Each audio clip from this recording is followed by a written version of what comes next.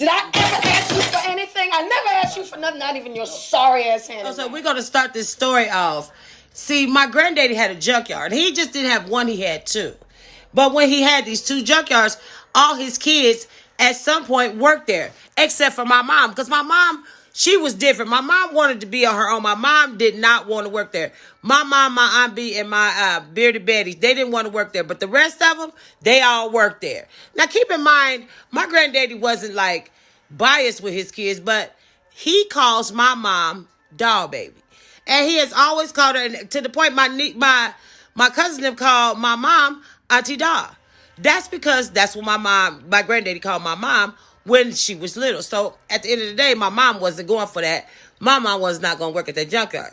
But Dumb and Dumber and the one in the wheelchair always worked there. And the hillbilly at that point, they all worked there. But my mom didn't. But my grandma always being there with my... Now keep in mind, my grandma and granddaddy had been married since they were way younger. But my granddaddy was strict on know your place. When I say know your place, my granddaddy always was in the wrong when he came to my grandma. He was always in the wrong because he knew he could bully over her. But see, my grandmother she wasn't out loud when she had to do revenge on somebody. My grandma would take her time and she would think things out and she would think things through. But every time somebody would do something, she would get her revenge her way. It wasn't like everybody else's way. My grandma did what the fuck she wanted to do when the fuck she wanted to do. That's why my mother is the way she is, because of my grandma, for real.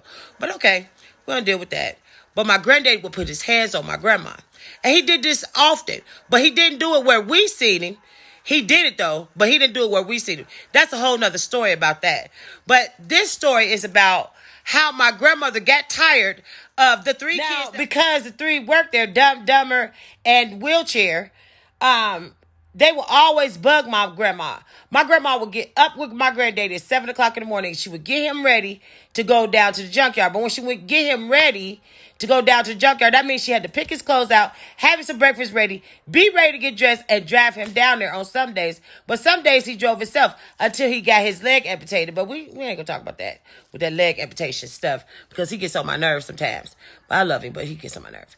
But anyway, my grandma and granddaddy would go down to the junkyard. Now, keep in mind, she already had to fix breakfast for my granddaddy before he left because he was diabetic too. But at the end of the day, when she got down to the junkyard, here these big hungry hippos, we'll call them hungry hippos down there. Instead of them going to stop at McDonald's and get them something to eat, they would worry my grandma. As soon as she walked in the damn door, it was, can you fix me something to eat? I ate. Hit the one in the wheelchair. Oh, my blood pressure. So there's one particular time. Now, keep in mind, because they was worrying my grandma to death, my granddaddy had a kitchen built inside of the junkyard, had a fully functioning refrigerator and a fully functioning stove in the actual junkyard. Because these animals was down there begging for my grandma to cook. Now, keep in mind, both of the men was married, and so was my aunt. But at the end of the day, they was lazy, and they was worrisome, and they kept getting on her nerve. So this particular time, the first time she did it, they kept worrying her about lunch. Now, keep in mind, I could see if they couldn't go get them no lunch. I could see that. But Churchy's chicken was not even 8 minutes from the junkyard. So why could you took your big hand up there and get no chicken from Churchy's? But no, that was the aunt. They wanted grandma's gravy. So grandma had came over earlier that day and told my mom, like, Dora, I hate that they keep worrying me to death about cooking for them. My mom told them. So my mom offered to go down to the junkyard and cook for them. But my grandma like, no. She was like, if they want me to cook, they will go get some groceries so I could cook. She said, I'm not going to go get the groceries and cook for them. Now, keep in mind, my grandma is like 5'4". My grandma like a little round. But keep in mind, at all times, if you've ever seen my grandmother, she had on the following. She had on a long line bra, a long line girdle, a pistol in her bra, and she had on some jogger pants, a skirt, a shirt, a sweater. Yes, she was ready for war at this point, but this is what she had on. Now, keep in mind, my grandmother, by her being a little round, you know what I'm saying? You would think that she would be like subservient. No, my grandmother had a smart mouth. My grandmother was not having it. She wasn't. She already had to deal with my granddaddy, and she already had to deal with these heathens at this thing. So my grandmother was always on top of shit. My grandmother always had her foot in the door at some point. So now keep in mind, my grandmother called my mom and she's talking to my mom about what she just did. Now keep in mind, not only did they eat it, but honey, listen, they sopped up the gravy with a biscuit, okay? They sopped it up with a biscuit. Okay, so this time, my mother is cracking up. She like, them dumb motherfuckers down there eat squirrel. She said they have no idea that she done game hunted this damn squirrel down and threw some gravy on his motherfucking ass, and they down there eating it. So keep in mind, my aunt in the wheelchair, this is when she had both her legs. She drove over to my mom's house. She was bragging to my mom about, oh, you should have came down there. Mama had cooked it, da. Keep in mind, now it's the next day. They still on that same bullshit about my grandma cooking. So this time they had went got some groceries, but it wasn't enough for them because they are big people. These people are big. But my grandmother was not. These was hungry people, and my grandmother wasn't. Remember, she wasn't trying to cook for everybody. They had to go home and cook for his ass too. So not only did she have to cook breakfast and lunch, but she had to cook breakfast, lunch, and lunch. So the next day, they ate. Same routine. My grandmother get up, she take care of my granddad. He go down there, he ask for food, craziness, crazy old man. You know what I'm saying? All this other shit. My grandmother got all this shit on her mind. Plus, she's trying to wash clothes, keep the house up, pay bills, all this other stuff, run to the bank, all this shit.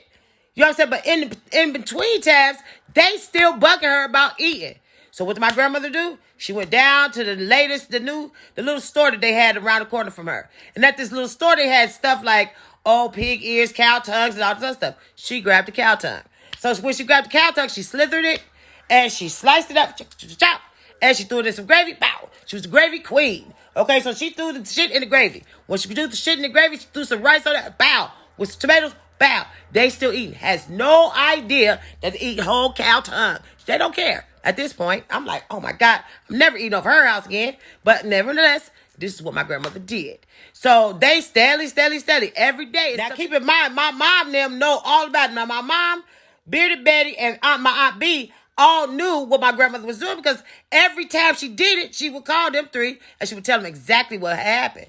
So by this time, me and Monique them is falling out because I know for sure that I'm not eating over grandma's house no more. Not keep in mind, my grandmother could cook her ass off. She from Mississippi. How could she? She can make gravy out of gravy, okay? She can make gravy out of just flour, just gravy. Wow. She just throwing She's just throwing the shit in the pan at this point. You know what I'm saying? Okay. So we steadily laughing because now we know that they ate squirrel that was running around in the junkyard.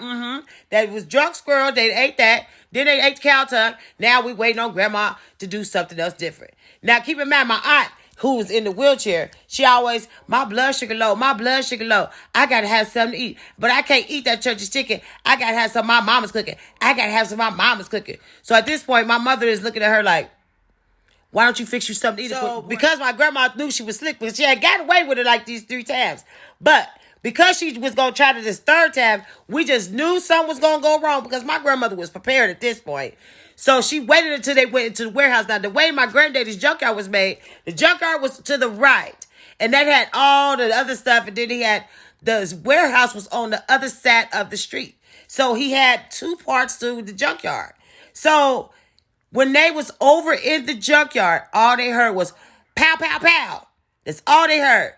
They thinking that it's the dudes down the street shooting or whatever. Here come my grandmother around from the back of the junkyard. She's coming around. And all of a sudden, my aunt with the beard, she looks and she said, what is that mama got in her hands? Nobody's paying my grandmother no attention. All of a sudden, they see her with some boiling hot water on the side of the building. And my grandma wasn't like, my grandmother had a boiler on the side of the house, on the side of the building. And she had this something she was dunking in there. Then all of a sudden they see these feathers flying everywhere, like pop, pop, pop, pop, pop, pop, pop. She's plucking whatever she's plucking. It was just a flying, and she was plucking it. I'm like, damn. So when my aunt with the beard called my mother, she was like, oh my God, you got to get down here. She said, Mama is up to something. Just like that. So my mom gets down there. Now keep in mind, me and Monique, we was hot on her heels at this point because I had to see it for myself. I had to see what was my grandmother cooking on the side of that building. Because see, we already knew what she had did, but they didn't know. But we had already knew. Now keep in mind, by the time we got down there, my grandmother had already plucked it, already skinned it, and she was frying it up in the pan. Listen to me, she was frying it up in the pan. Lord have mercy. Me and Monique was looking like, ooh. So by this time, they done put 2 and 2 together. My grandma done looked down in the pan, the border to see what my grandmother was cooking. All they seen was feathers, feet, and a beak. I'm like, So by this time, my mother and Bearded Betty that already looked down in there like, oh, what did she do? They go in the building. Dumb, Dumber, and Wheelchair is in there fucking it up. I mean, when I say they fucking it up, my granddaddy done walked past and he done took a piece of whatever that was on that plate. He done took a piece of theirs and he done started eating it with a biscuit. They all eating biscuits around here. Okay? But at the end of the day, this is what they had did. Okay? So my mother, not knowing that she getting ready to start a whole fight in this damn office, my mother turns and she said, Mama, what is that you are frying? What is that they eating? She was like, you know how people get on your damn nerve, dog? Just like that. And my mother like, yeah. She was like, well, they got She said, you know how people get on your damn nerve? And my mother like, yeah. She was like, well, they done got on my nerve. And see, they eating pigeon, door. She said, I fried up a fucking pigeon. She said, not just one pigeon, but two. She said, I skipped the bitch, and that's what the fuck they eating. By this time, listen. All you can see is their faces swell up like. By this time, me and Monique is laughing. When I say Dumb and Dumber stood up like they was getting ready to confront my grandma turned around in slow motion. This is how I know I'm supposed to be a G. This is because I know my DNA has got to be. See, listen, I got the juice, okay? My grandmother turned around and when she grabbed this umbrella, and it wasn't just a regular umbrella, it was one of them super big, long ones with a handle on it. That's the kind of umbrella she went and grabbed. When I say she grabbed it, because she knew they was coming up and out them chairs, and she wasn't getting ready to have it. All you hear is my grandmother coming out of the woodwork with this motherfucking umbrella. Whack, whack, whack, whack, whack. All on ear, neck, head, face. All she kicking their ass with this umbrella. Now keep in mind, Wheelchair Willie hadn't got out the chair. She looked over at Wheelchair. My granddaddy looked at both of them. He looked at both of the Dumb and Dumber, and then he looked at my grandma. He said, hit their ass again. He said, hit them again for them coming out of that chair. He was like, because anybody make one false move, and that's your ass. And see, my granddaddy was playing a lot of shit, but my granddaddy didn't play about my grandma. When I say he didn't play about my grandma, listen, even though he was an asshole, when it came to my grandma, he still didn't play that shit about my grandma. But my grandma wasn't no punk bitch. My grandma was not no punk bitch. She wasn't playing. She's like, y'all came out of me. I didn't come out of y'all. She said, next time you come up out that chair, she said, you make sure you walk it right. She said, because you like to lost your life just now. And she told me, she said, get yourself together and keep eating that damn pigeon. She said, you're going to eat that pigeon. She said, you're going to finish eating that pigeon because you had me to cook it. She said, that's what you'll get for asking me to cook anything. She said, I bet you don't ask me no more. She said, how that squirrel taste on Monday? She said, that tongue on Wednesday. She said, this is Friday, baby. She said, you're not going to do it. So from that point on, I don't think they asked my grandma ever again, never, to cook for them. Because, listen, the wild game life people was looking for my grandma at this point.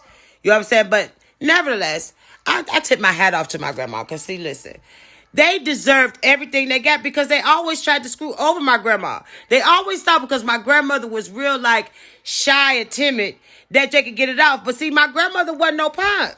She was not going to let them have it. But see, I got stories and stuff to tell y'all to show that my grandma knew exactly what she was doing because they thought they was getting it off on her. But at the end, she was getting it off on them. So you already know what I'm going to say. Like, comment, and subscribe. And I thank you for watching. And I'll see you in my next story. Bye. Everything you done to me,